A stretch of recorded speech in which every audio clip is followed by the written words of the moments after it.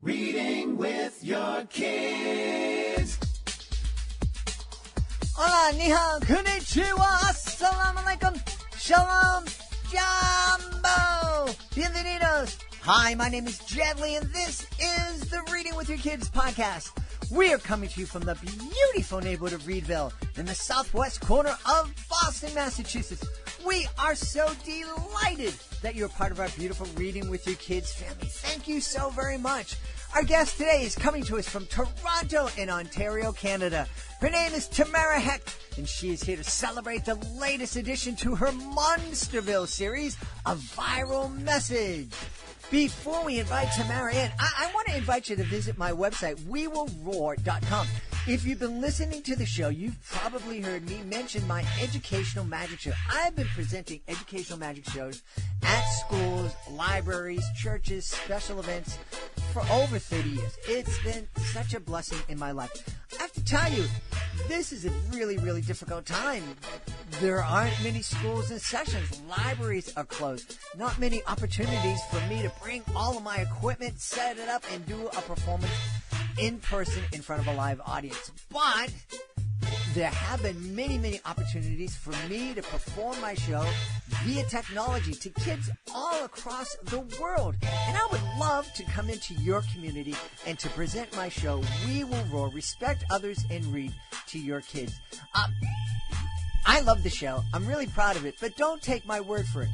Chad Wynn, who's the principal at Van Rensselaer Elementary School in Rensselaer, Indiana, recently wrote, "The students and staff love the show. Everyone was completely engaged from beginning to end as we laughed and oohed and awed throughout. The message was perfectly tailored to our school and reinforced our messages. I would recommend Jedley's We Will Roar to anyone." I'm blown away, and I really appreciate that Chad appreciated the fact that I sat down with him beforehand, found out what it is, what messages, specifically what messages regarding respect and reading that his school was using, and then I incorporated them into my show. I incorporated them into the magic, tricks, and illusions that I presented. I'd love to do the same for your community. Check out my website today, please, wewillroar.com.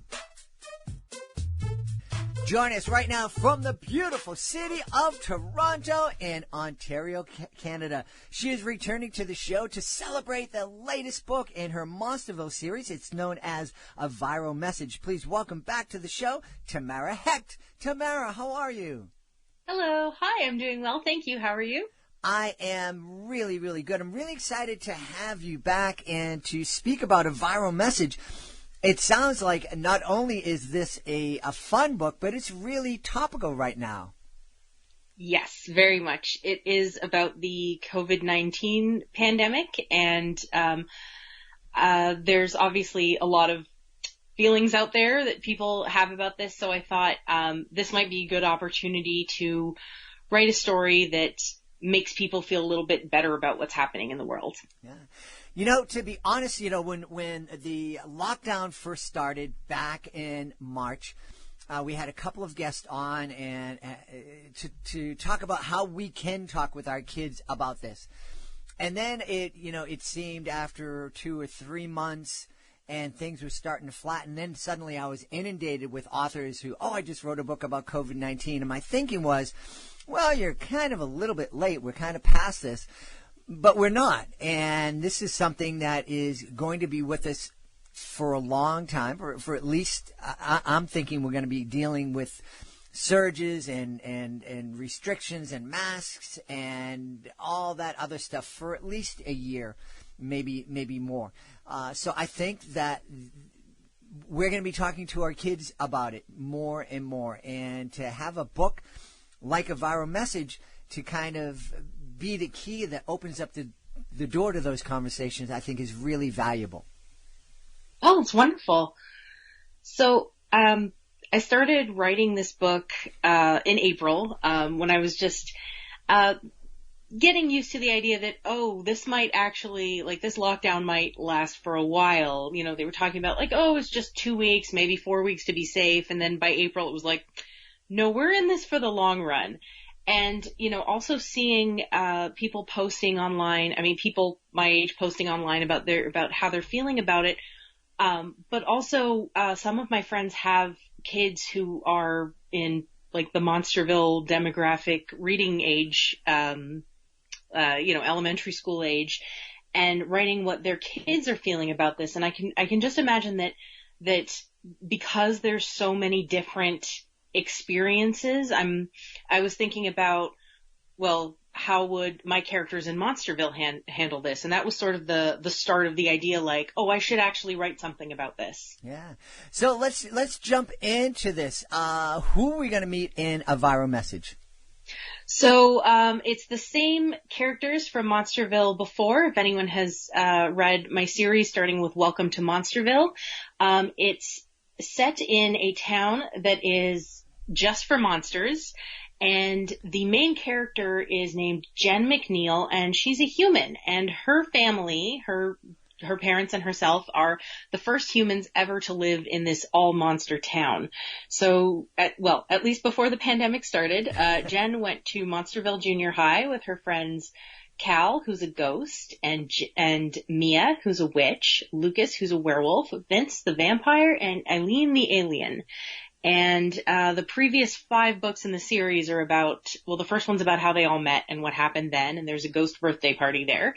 And then the next 4 are just about different adventures around this spooky magic town. And then this 6th book is, I wanted to sort of scale it back into something that was kind of realistic. So even though there's still, magic and paranormal stuff happening, I wanted the core of it to be relatable to a real world audience. Now, how is Jen feeling during this time when she's locked down in Monsterville? Well, she's not happy about it, mm-hmm. and this is very much influenced by what people around me are feeling, and especially what some of my friends who have kids in elementary school, they were posting about how their kids are reacting, and I wanted to make sure that those feelings were being expressed because, but in the book, because part of what's so upsetting about lockdown is it's very it's lonely. You feel isolated. Well, in a way you are actually isolated, and maybe you feel kind of unheard because you're by yourself. So in part of this book, I wanted to make sure that those negative feelings were being acknowledged because yeah, it's a scary time. It can be a sad time. And I know one person who was talking about how her daughter was really afraid that she would get sick, really, really afraid that this was sort of on her mind all the time. I have another friend who has 2 kids in elementary school. They have 1 computer in that family. So the mom is trying to do her work, and also she's also a writer, so she's trying to write stories. But then both of her daughters need that computer for school. And it must be just so frustrating to, you're stuck at home, you have to do homework, and then you're fighting for, can I even get my computer to do that? Mm-hmm. And then on top of that, the school was not quite ready with their website.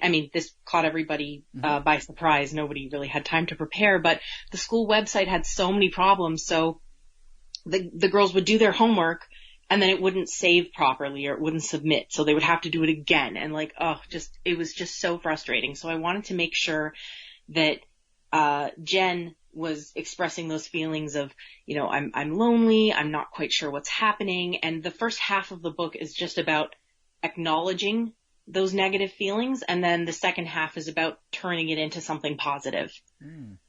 You bring up a good point, something that we've talked about here on the podcast. We are, as human beings, we're all in the same storm together, but we're not in the same boat. We're not experiencing the pandemic in the same ways. I'm just, a little silly question is COVID-19 affecting the monsters, the werewolves, and the ghosts the same way it's affecting Jen, the human?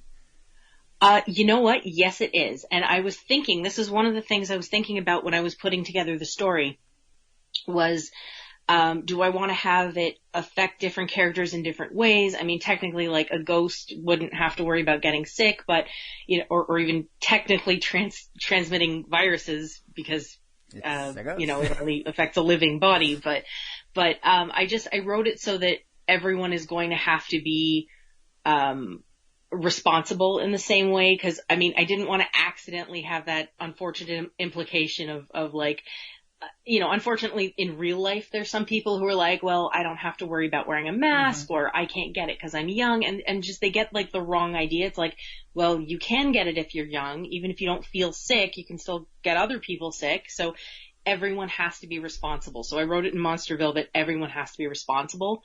Also, a lot of when I was first brainstorming it, I was thinking, okay, I'm going to give this like the Monsterville treatment where I take this fantastic situation and like fantasy based situation and come up with like, and there's a magic solution or a high tech solution, or they go on a quest and find the answer.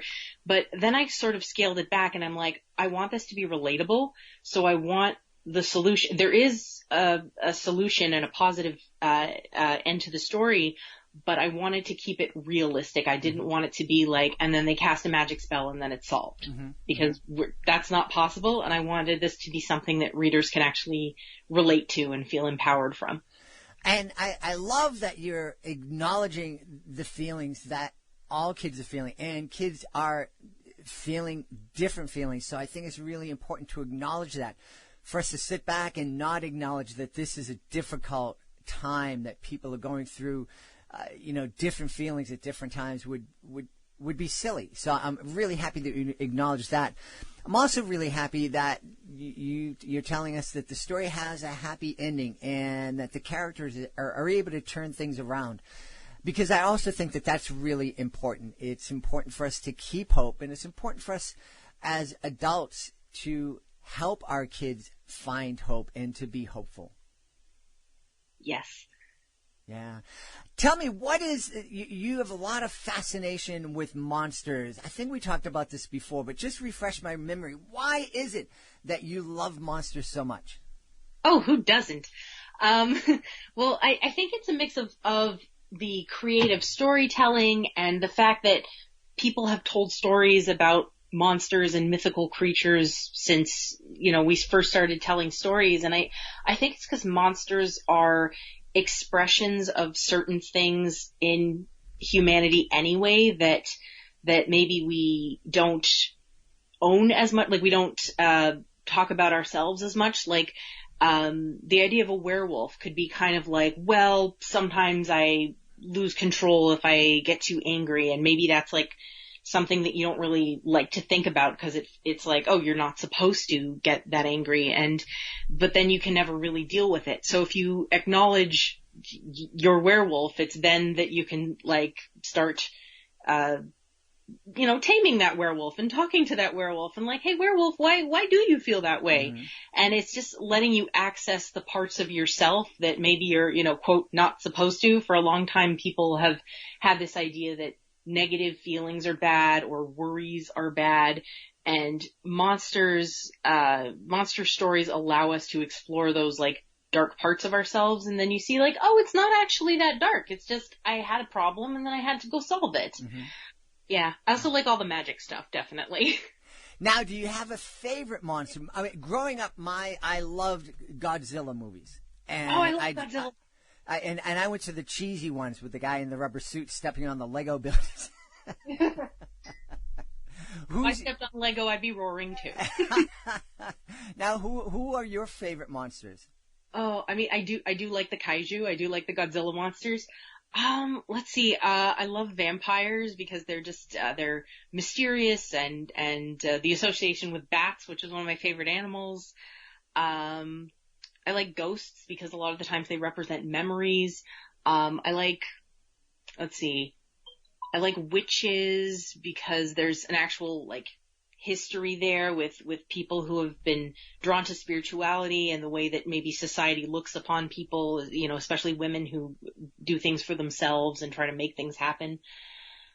I don't know, like I don't have a favorite. I like every kind of monster. I'm curious now. The United States and Canada, where people look at it and it's like, oh, it's the same. They're the same. It's actually two very different cultures, and I love Canadian cultures, and it's such a polite, wonderful society.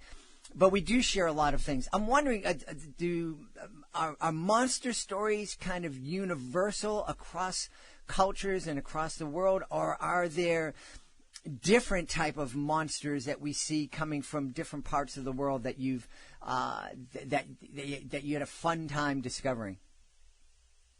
Ooh, okay. Oh, that's a big question.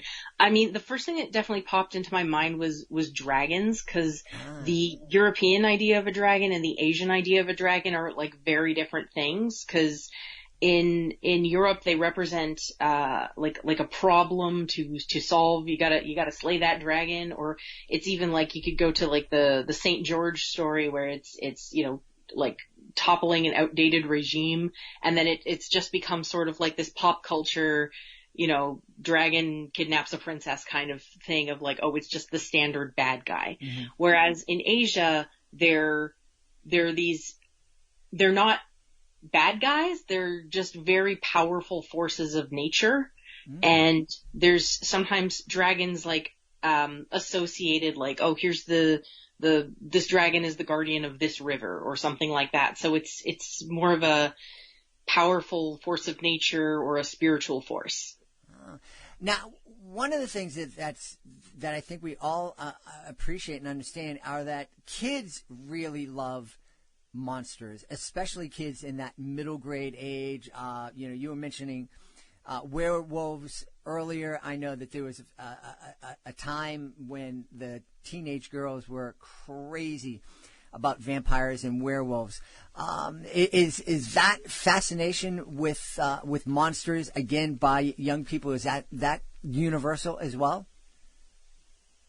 I think I would say yes, because monsters mean so many different things to different people. Like the monsters we know now are just thousands and thousands of years of myths put together. So when someone says they like vampires, is like, are you talking like a Nosferatu kind of vampire? Are you talking about a Buffy vampire? Are you talking about a What We Do in the Shadows vampire? Like there's different interpretations of what each character or what each figure can mean. Mm-hmm. So I'm sure that everyone relates to it in their own way. Yeah. Now I want to get back to a viral message. One of the things that you wrote to me before the show is that you wanted a viral message to be a great way for families to sit down and talk together and to reassure kids, but also to get kids thinking about how they can help and make things better. What kind of things do you think, if we're having that conversation with our kids and the kids are kind of stuck, what kind of things might a grown-up suggest? Well, in the story, it starts out, in the first half of it when Jen's just very worried about, all the things she's feeling and she's in this negative cycle. One of the things that's in her, in the narrative and in her inner monologue is that she's worried because she's known as the responsible one, and, she helps out around the house, always does her homework on time, and she's generally like, quote, the good kid. Again, this like good bad thing is maybe less helpful than we're giving it credit for. But, she doesn't want her parents to worry. She doesn't want to talk to her parents because she's worried they're going to think of her like a little kid, and she's 12 years old. She wants to sort of push for more independence. So she's a little reluctant to talk about how she's feeling with her parents. And I think just putting that in print is, well, maybe there's kids out there who feel that way, and maybe this would encourage them, like, it is okay to talk to your parents, or even if you still feel like you don't want to, at least like you're not alone, that other kids are feeling this way also. So it's just that acknowledgement of feelings. And then in the second half of the book, what happens sort of at the midway point is Jen's best friend Cal calls her up, and they eventually open it up into like a video chat, like a 6-way video chat of the 6 major characters, and they're all talking about their different experiences, and everyone starts talking about what they're doing to help. So we're all staying home. That's really important. And then there's the character, Aileen, who's the alien. She's like super genius girl, and she's just interested in everything, and she's like the teacher. She loves explaining things. So she's talking a little bit about about the virus, about how viruses work, and the kids are like, oh, that's why it's important that we stay home. We stay 2 meters or 6 feet away from each other. Oh, this is why, you're not supposed to touch your face, and why it's so important that you wash your hands for 20 seconds. And then each of the kids are doing something, again, a small realistic thing. I didn't want to have it like, they cast a magic spell and then it's solved. I wanted it to be something kids could actually do. So Mia, who's like, she's a witch. But she's just very creative. She loves DIY projects. Mm-hmm. So she's sewing masks so that there's enough masks. I wrote this back in April when they were actually putting out the calls at hospitals like, hey, if anyone can sew, can you please make masks? 'Cause we don't have enough. Mm-hmm. So now I would say it's more like, well, make a mask for yourself, make them for people in your family, just so, we have those. Lucas is taking care of his younger sister so that his mom can deal with adult things. That's another theme that comes up a lot is like, I'm a kid, what could I possibly do? Like, oh, I'm worried I'm not doing anything. But it's like, well, there are things you can do. If you have a younger sibling and you're helping take care of them, that's helpful. Mm-hmm. If you're, tutoring other kids because you're a very good student, you understand the material very well, you can maybe help other kids through a phone call or through a video chat because it's, some people's learning style kind of needs them to be in the classroom. It's harder for them to do this learning from home. So, we all have our strengths. We all have ways that we can help. And even if you're stuck at home and you maybe think there's nothing you can do, there's always something you can do. Yeah.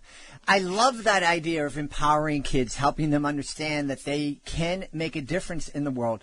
And we've celebrated ways that kids can help the environment and help the earth and help endangered species.